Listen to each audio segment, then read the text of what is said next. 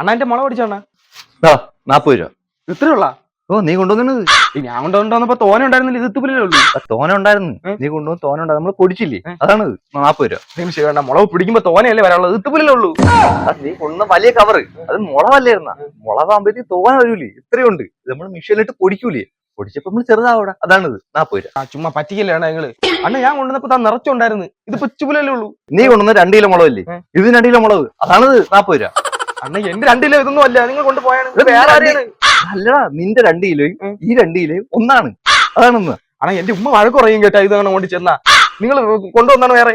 ചെറുക്ക, ഞാൻ മുളക് പൊടി വരെ കണ്ണിട്ടുള്ളത് അതൊക്കെ പറഞ്ഞാൽ മനസ്സിലാവില്ലേ. എടാ നീ കൊണ്ടുവന്ന മുളക്, ആ മുളക് ഇത്രയും ഉണ്ടായിരുന്നു. നമ്മൾ പൊടിച്ചില്ലേ, പൊടിച്ചപ്പോ ഇത്രയാവും. എന്നാ മിഷീനിൽ കയറ്റി പൊടിക്കുമ്പോ ചെറുതാവും. എങ്ങനെയാ ശരിയാവണത്? പൊടിക്കുമ്പോ തോനെ വരൂലേ, ഇതിപ്പോ ഇത്തുപോലല്ലേ ഉള്ളൂ. തോന ഉണ്ടായത് നേരത്തെ ഇട്ട് നോക്കിയാണ്, തോന ഉണ്ട്.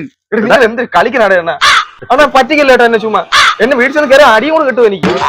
പറഞ്ഞാലും ഞാനാണെങ്കിൽ 2 കീസും കൊണ്ടുവന്നു. കീസ് കൊണ്ട് തലയിട്ടുണ്ട് പോയി.